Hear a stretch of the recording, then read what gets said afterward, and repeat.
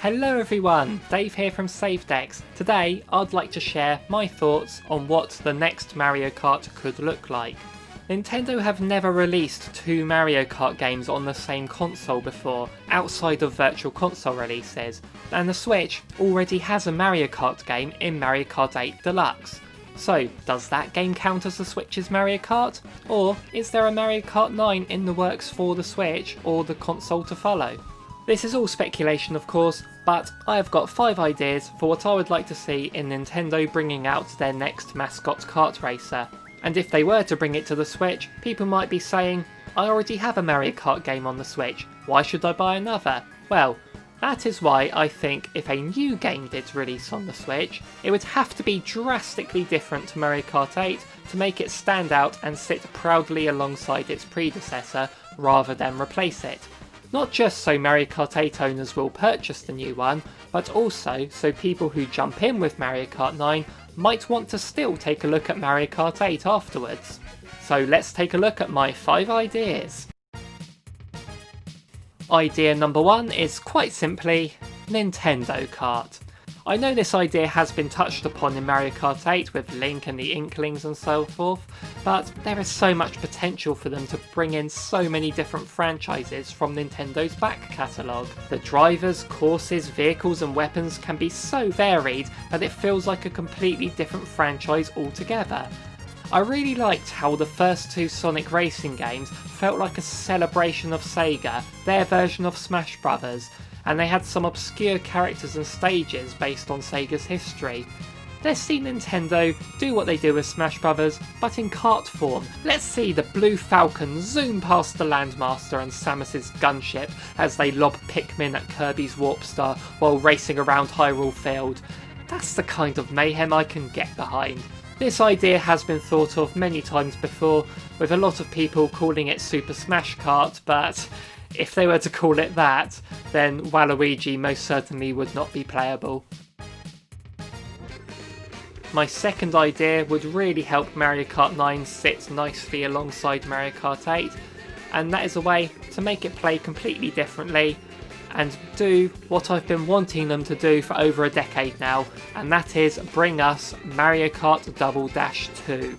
When you think of all the advancements Mario Kart has made since the first Double Dash, such as stunts, gliders, underwater and anti-gravity, wouldn't it be great to do all those things with 2 characters on your kart? Maybe it was a good thing that they only used that gimmick once because it makes the GameCube version stand out among the others, but if they brought it back, then Mario Kart 9 would definitely look like a completely different game to Mario Kart 8, and you can pick and choose which one you're in the mood to play on that day. And the fact that Mario Kart's roster has gotten so big now, and with plenty of other Mario characters they can still add to it, the 2 character per kart mechanic makes even more sense than it did back in the GameCube days. They should also bring back character specific items.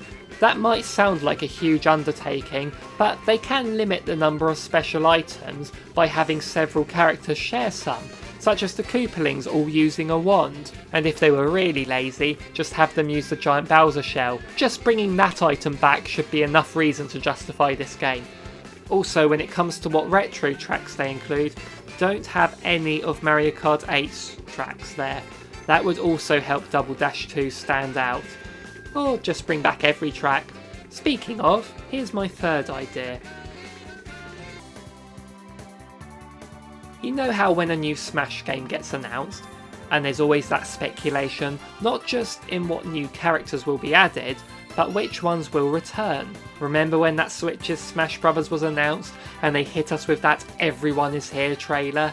What if they do the same with Mario Kart 9?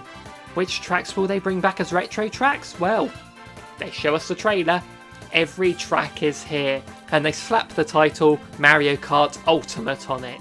Maybe this game could come out in 2022 to coincide with the series' 30th anniversary, or they could take a leaf out of Street Fighter's book and release a 30th anniversary collection having the first 7 games included. But if they did a Mario Kart Ultimate and they put in every track, every character, every item, every playstyle, every battle mode, every stadium from every previous game, that sounds a bit ambitious, doesn't it? And I think that would make Mario Kart 8 very redundant. So Maybe use that idea on the next console. But speaking of making a previous game redundant, here's my fourth idea. Remember when they ported New Super Mario Bros. U to the Switch, but a month later they announced Mario Maker 2, which might have been a detriment to New Super Mario Bros. U's sales, but it enjoyed some success. Mario Kart 8 Deluxe has enjoyed some amazing sales, but if they're able to port a 2D Mario game from the previous console and then release a Mario level creator, I don't see why, after porting a Mario Kart game from a previous console, they couldn't release Mario Kart Maker. I am mainly taking inspiration here from a fun kart racing game I had on the PS3 called Mod Nation Racers. A big part of that game was that you could create your own tracks. It worked very well, and I can easily see this sort of feature fitting in with Mario Kart. Being able to create and upload your own tracks would be fantastic, especially if you consider that you could recreate any retro tracks you like if you think any are missing in the new ones.